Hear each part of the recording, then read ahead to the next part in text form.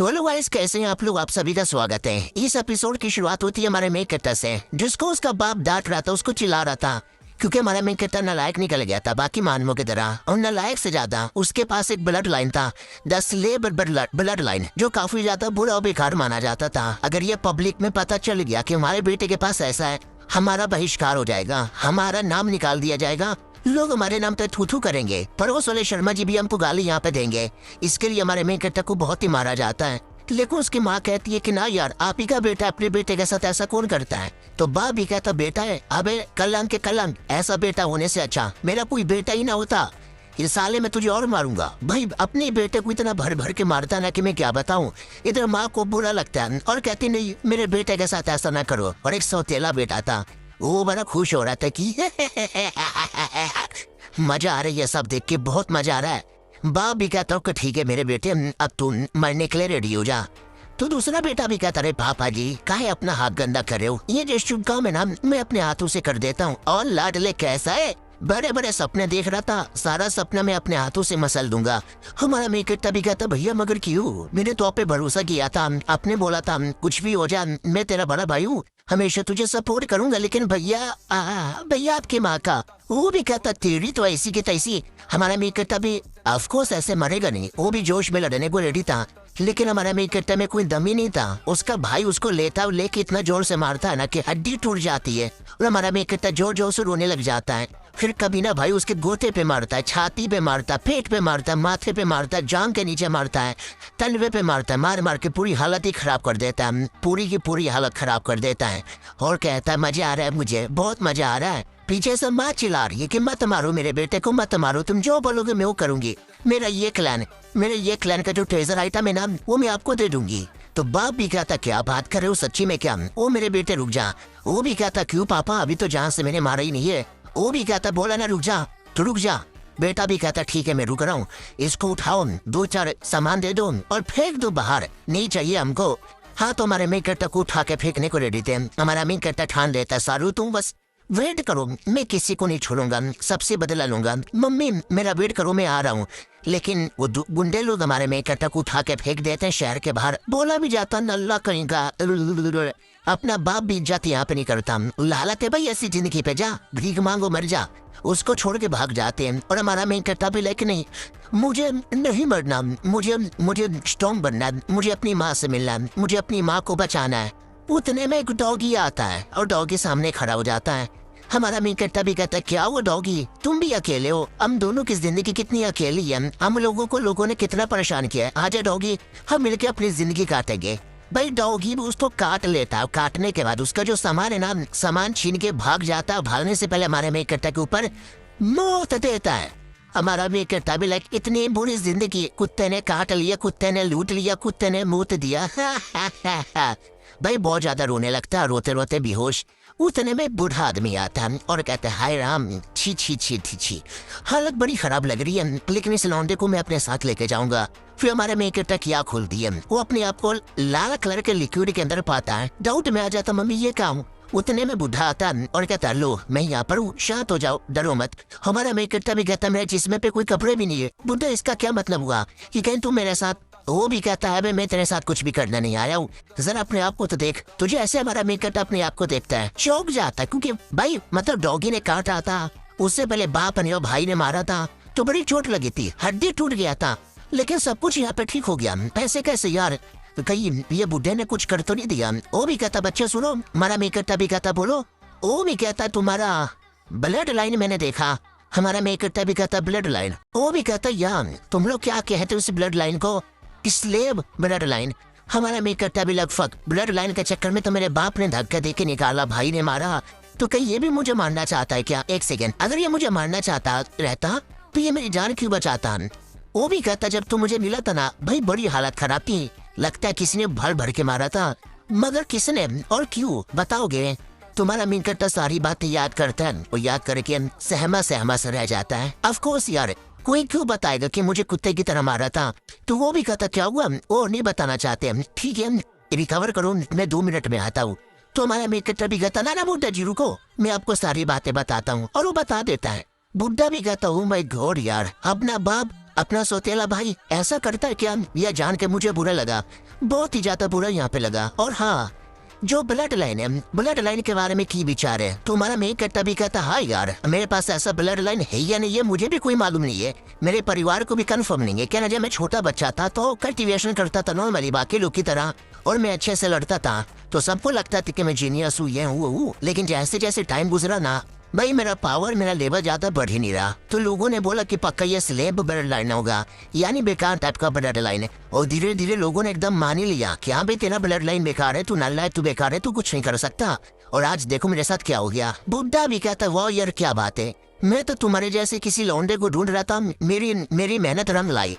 अब ये सुन के हमारा मेन कैरेक्टर डाउट में आ जाता कि है हमें स्लेब ब्लड लाइन बड़ा बेकार माना जाता है और आप ऐसे बेकार आदमी को ढूंढ रहे थे। वो भी कहता ना ना ना, मैं तुम्हें एक कमाल की स्टोरी यहाँ पे सुनाता हूँ हेवेली डेमन ब्लड लाइन के बारे में। हमारा मेन कैरेक्टर भी कहता what, heavenly demon bloodline, सुनाओ सुनाओ सुनाओ जल्दी से सुनाओ। तो बुड्ढा भी कहता तुम्हें मालूम होगा हमारी जो दुनिया है ना 6 अलग अलग कॉन्टिनेंट में डिवाइड यहाँ पर है, और सारे के सारे कॉन्टिनेंट बड़ा कमाल का है। हम भी उनमें से कॉन्टिनेंट में रहते हैं। उन कॉन्टिनेंट का नाम है changeling continent, land of beast continent, city continent, great bog continent, dark city continent, green forest continent. इनके अलावा एक और कॉन्टिनेंट है जो एकदम नॉर्थर्न एरिया में, उसके बारे में तुमने ज्यादा इन्फॉर्मेशन सुना नहीं होगा। उस कॉन्टिनेंट के अंदर हेवेली डेमन ब्लड लाइन वाले रहा करते थे, और वहाँ पे एक सेट था the heavenly demon set. Heavenly bloodline जिसके पास होता था नाम रेयर एक जीनियस यहाँ पे माना जाता था। तो एक आदमी के पास था, उसने ये स्टेट बना लिया, और जैसे उसने स्टेट बनाया ना वैसे ही उसका स्टेट धीरे धीरे बड़ा होता गया। एक से बढ़कर एक सेम ब्लड लाइन वाले बंदे यहाँ पे मिलते गए, और धीरे धीरे देखते देखते सारे के सारे 7 बड़े बड़े कॉन्टिनेंट में उनका जो कॉन्टिनेंट है ना नंबर 1 कॉन्टिनेंट बनता गया, और पूरी दुनिया में एकदम जीतते गए। लेकिन ये देखकर बाकी 6 कॉन्टिनेंट वालों की जल गई, इतनी जल गई कि उन्होंने लिटरली बैटल कर दिया। तो वो डेमन क्लैन वालों ने भी बैटल किया, लेकिन वो 1 थे और ये 6 यहाँ पे थे। तो धीरे धीरे बैटल के अंदर बहुत ही ज्यादा बहना बज गई। उनका जो लीडर यहाँ पे था वो अचानक से गायब भी हो गया। कोई लोग कहते हैं कि वो डर के मारे भाग गया, कोई लोग कहते हैं कि नहीं वो बैटल में मारा गया। लेकिन उसके बाद ना 6 क्लैन वालों ने मिलकर यानी 6 कॉन्टिनेंट वालों ने मिलकर डिसाइड कर दिया कि हेवेली डेमन ब्लड लाइन एक बुरी ब्लड लाइन है, जिसके पास भी ब्लड लाइनों का नाम एक गद्दार एक कमीना यहाँ पे माना जाएगा। और जो बचे कुछ लोग थे हेवेली ब्लड लाइन वाले, उनको भी है ना ढूंढ कर मारने यहाँ पे लगे। कुछ ही साल का टाइम हुआ, हेवेली डेमन ब्लड लाइन वाले दुनिया से कम्प्लीटली यहाँ पे मिट गए, कोई नहीं बचा। और जो लोग बचे कुछ थे ना वो लोग अपने बारे में बताते ही नहीं कि हमारे पास ऐसा ब्लड लाइन है। वो अकेले चुप चुप के यहाँ पे रहते हैं। बाई चांस कभी पता लग जाता कि इसके पास हेवेली ब्लड लाइन है, हेवेली डेमन ब्लड लाइन, उसके साथ बहुत ज्यादा बुरा होता। और धीरे धीरे टाइम के गुजरने के बाद है ना heavenly demon bloodline slave bloodline के नाम से चेंज हो गया, यानी तुम्हारे अंदर वही ब्लड लाइन है हेवेली डेमन ब्लड लाइन। और ये चैप्टर यहीं पे खत्म हो जाता है। तो ये था एपिसोड 1, और एपिसोड आएगा, देखो एंजॉय करो। मिलते हैं किसी और वीडियो में, जब तक के लिए बाय बाय।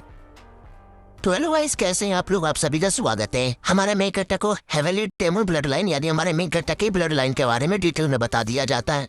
वो खुश हो जाता कि वो यार एक टाइम पहले ब्लड लाइन कितना कूल था, कितना कमाल का था, मैं भी बड़ा कमाल का हूँ, मैं भी बड़ा कूल हूँ, ये वो बहुत ही बड़ी बड़ी बातें करने लगता है। बुड्ढा भी कहता है लाडले आराम से, ये सब पुरानी बात है जो मैंने पहले बताया था, और जल्दी से शर्ट पहन ले। हमारा मेन कैरेक्टर शर्ट पहन लेता है और कहता है तो जो लोग रहते हैं जिनके बारे में पता चलता कि ऐसा ऐसा ब्लड लाइन है, हाँ तो उनके ब्लड लाइन के साथ क्या किया जाता, उन बंदर लोग के साथ क्या किया जाता, मैंने कभी उनके बारे में ज्यादा सुना क्यों नहीं।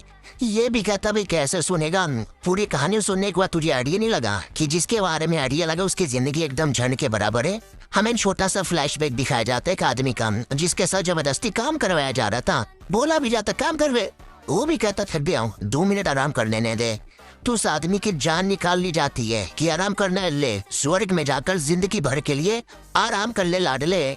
हमारा मीन कट इधर पूछ रहा है कि बोलो ना यार उन लोग के साथ क्या हुआ, किधर है, इन लोगों ने क्या किया। बुड्ढा भी कहता उन लोग के बारे में तू नहीं जाने तो ज्यादा सही है, अभी अपने बारे में और अपनी माँ के बारे में परवाह कर। तेरी माँ ने तुम्हारे जैसे बंदे को, ऐसे ब्लड लाइन वाले को पैदा किया है, उनके साथ बहुत ज्यादा बुरा होगा।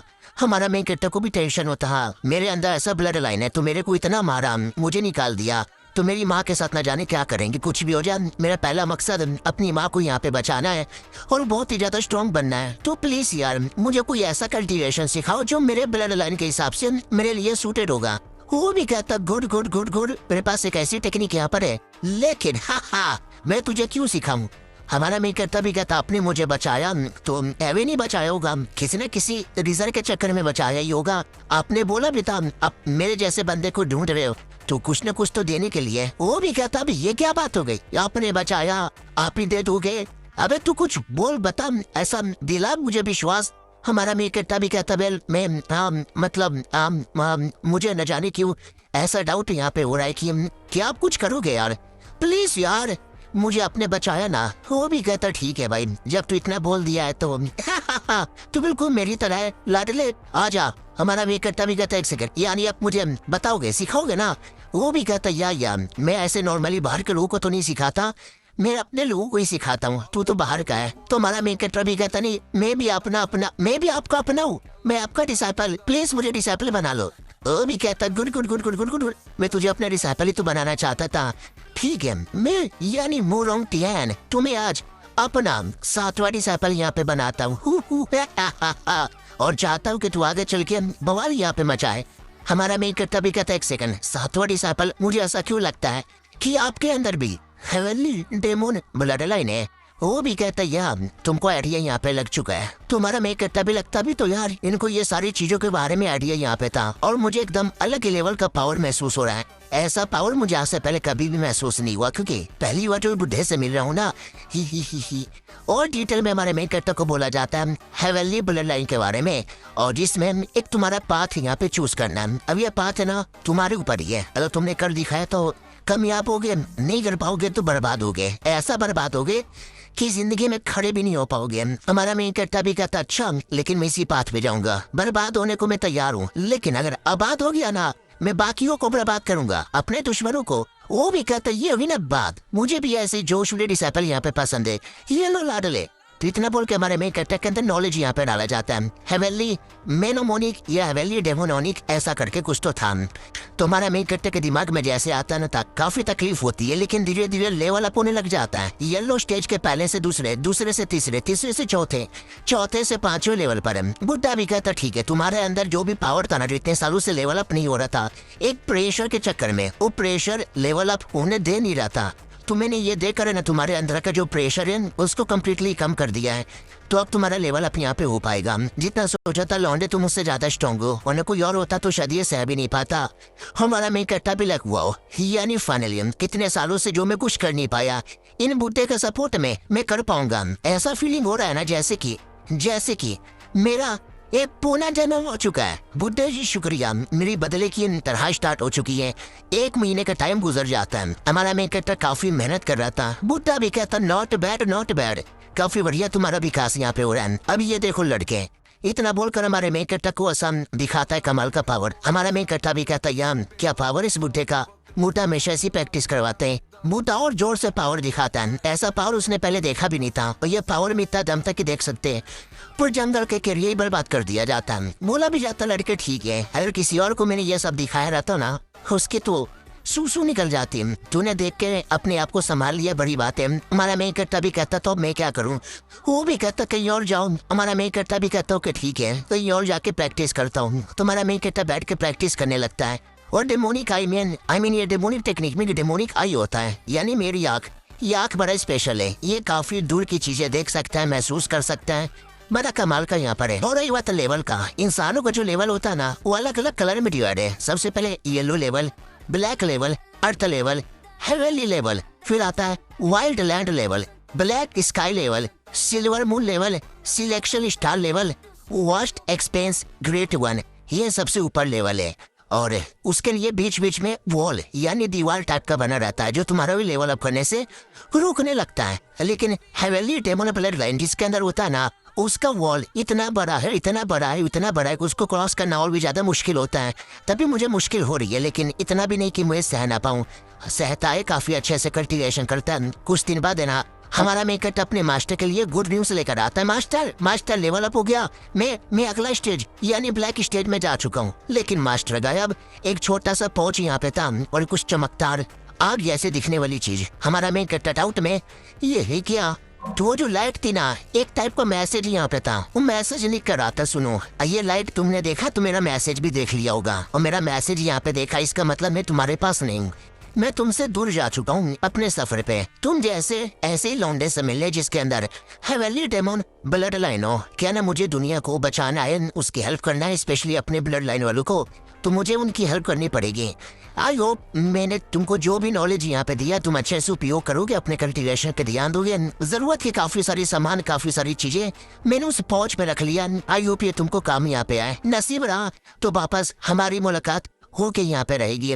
तो अलविदा अभी के लिए। हमारा मैं कट्टा भी घुटने पे आता है, मास्टर को रिस्पेक्ट यहाँ पे देता हूँ, कहते यस मास्टर, आपकी टीचिंग में भूलूंगा नहीं। और हमारा मैं कहता ट्रैवल करके वापस अपने गांव में आ जाता है और कहता कि वाओ मैं अपने गांव में आ गया। लेकिन मास्टर इतना कमीना आदमी था कि पहुंच मुझे दिया, सामान था लेकिन उसमें पैसे ही नहीं थे। अबे शहर में बिना पैसों को कुछ चलता ही नहीं है। उतने में पीछे से आवाज आती है कि ये सारी कुतिया लड़की पैसा चोरी करेगी, मेरा पैसा चोरी करेगी। तो ये लड़की भी कहती नहीं मैंने आपका पैसा चोरी नहीं किया है। वो भी कहता क्या साले मैं तेरा मुंह तोड़ दूंगा। लेकिन बीच में हमारा मैं कहता रहता बचा लेता है और कहता साले तेरे को शर्म नहीं आती, औरतों पे हाथ उठाता है। और ये चैप्टर यहीं पे खत्म हो जाता है। तो यही थे भाई 2 एपिसोड। कैसा लगा मुझे कमेंट पे बताना, बढ़िया लगा तो कल से कंटिन्यू होगा। मिलते हैं किसी और वीडियो में, जब तक के लिए बाय बाय।